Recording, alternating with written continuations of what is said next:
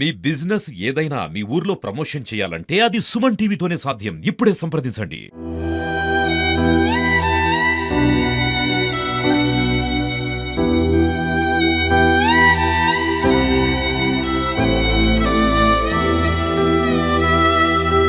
బంజారాల ముద్దుబిడ్డ అగ్రికల్చర్ డివిజన్లో భారతదేశంలో యువ శాస్త్రవేత్తగా పనిచేస్తున్న ఒక అమ్మాయి. తనే నునావత్ అశ్విని.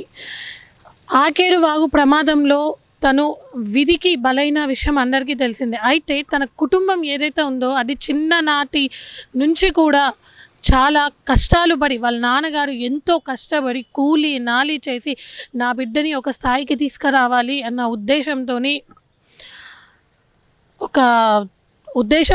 కష్టపడి పిల్లల్ని చదివించారు.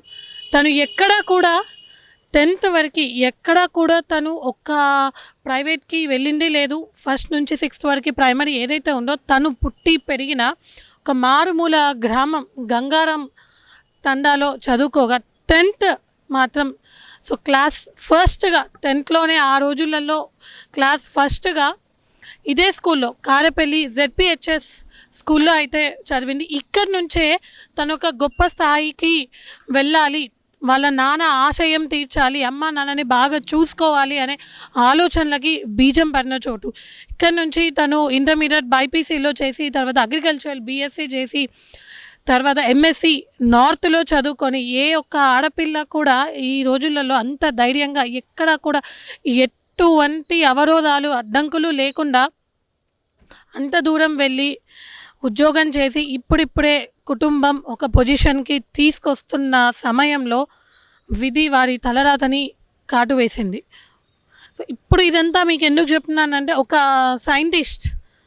సైంటిస్ట్ చదువుకున్న స్కూల్ ఇది. అంటే సైంటిస్టులు అవ్వాలి, పెద్ద పెద్ద గొప్ప వాళ్ళు అవ్వాలి అని అంటే మనకి కాన్వెంట్లే అవసరం లేదు. మన ఆలోచన విధానం కరెక్ట్గా ఉండి మనం బాగా చదువుకోగలిగితే ఒక గవర్నమెంట్ స్కూల్ అయినా చాలు.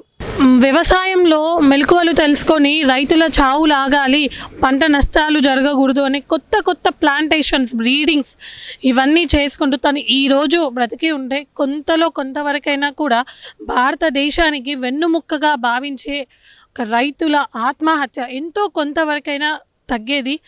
కానీ మనకి వాళ్ళ కుటుంబమే కాదు, వాళ్ళ కమ్యూనిటీలోనే కాదు, భారతదేశానికి కూడా ఒక టాలెంటెడ్ పర్సన్ అయితే మిస్ అయిపోయాము.